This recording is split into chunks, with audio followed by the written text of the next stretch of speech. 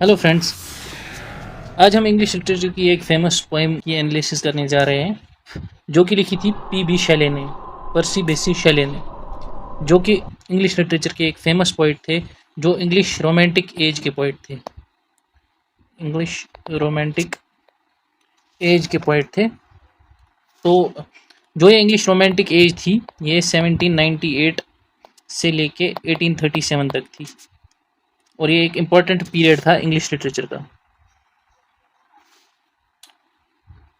पर्सी बेसी शेली 1792 में पैदा हुए थे और 1822 में उनका देहांत हो गया।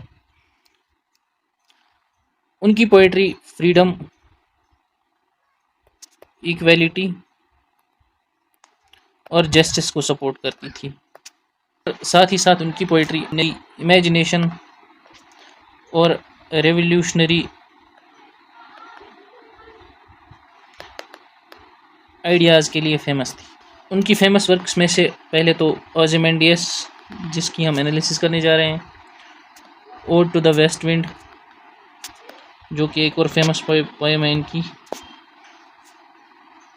और ओड टू स्काईलार्क और एडोनियस है।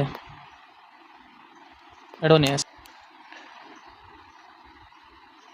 और साथ ही साथ पर्सी बेसी शेली को इंग्लिश लिटरेचर के one of the greatest poets में से माना जाता है।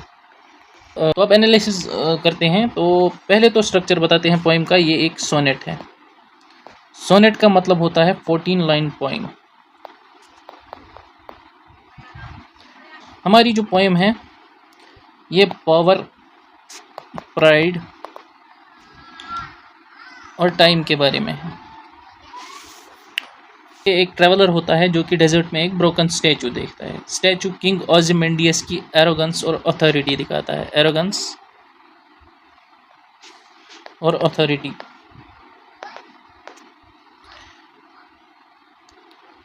इंस्क्रिप्शन किंग के ओवर कॉन्फिडेंस को रिफ्लेक्ट करती है, लेकिन उसका एम्पायर कंप्लीटली डिस्ट्रॉय हो चुका है। जो कि ये इंस्क्रिप्शन है जिसको मैंने ऑलरेडी अंडरलाइन कर रखा है।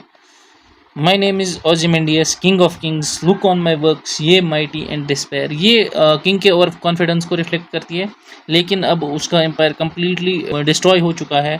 शेले दिखाते हैं कि टाइम सबसे पावरफुल है। टाइम पावरफुल है, मतलब कि ये एक टाइम पे एक बहुत बड़ा किंग था, इसका एक बहुत बड़ा एम्पायर था, लेकिन अभी इसका बस एक स्टैचू पड़ा हुआ है जिसकी बस लेग्स दिख रही है हमें ज़मीन पे।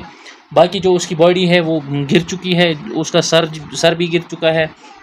तो टाइम ने उसको डिस्ट्रॉय कर दिया है। That indicates that time is the most destructive, most powerful thing. तो hope I am clear. Poem ये भी सजेस्ट करती है कि आर्ट पॉलिटिकल पावर से ज़्यादा लॉन्ग लास्टिंग हो सकती है। Art is more long lasting than political power. ये क्यों है? क्योंकि जो इसका ये स्टैचू है किंग का, वो अभी भी है, लेकिन जो किंग है वो रहा नहीं है, जो उसका एम्पायर है वो ख़त्म हो चुका है। दैट इंडिकेट्स कि आर्ट पॉलिटिकल पावर से ज़्यादा लॉन्ग लास्टिंग है। तो कंक्लूजन पे पहुंचते हैं। कुछ पॉइंट्स है जो मैं आपको बताऊंगा जिनसे हमें क्लियर होगा कि ये पोएम है क्या, किस बारे में। पहला पॉइंट है पावर और फेम परमानेंट नहीं होते, आर नॉट परमानेंट। दूसरा है टाइम और नेचर सब कुछ डिस्ट्रॉय कर सकते हैं।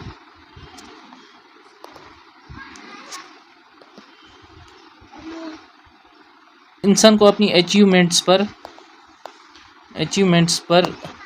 प्राइड नहीं दिखाना चाहिए, ईगो नहीं होना चाहिए। तो अब है पोएम का सेंट्रल जो थीम है वो ये है कि pride fades but time remains. सब खत्म हो जाता है, प्राइड भी खत्म हो जाता है, ईगो भी खत्म हो जाता है, पावर भी खत्म हो जाती है, फेम भी खत्म हो जाती है, बट जो टाइम है हमारा वो सबसे पावरफुल चीज़ है। जो वो लास्ट पे बस टाइम रहती है, इंसान नहीं रहते, पावर नहीं रहता, ईगो नहीं रहता, फेम नहीं रहती, कुछ भी नहीं रहता है। आई होप आप लोगों को ये वीडियो पसंद आई होगी। लाइक शेयर सब्सक्राइब करना ना भूलें और कमेंट्स में सजेस्ट करें अगली वीडियो किस टॉपिक पे हो। Thank you.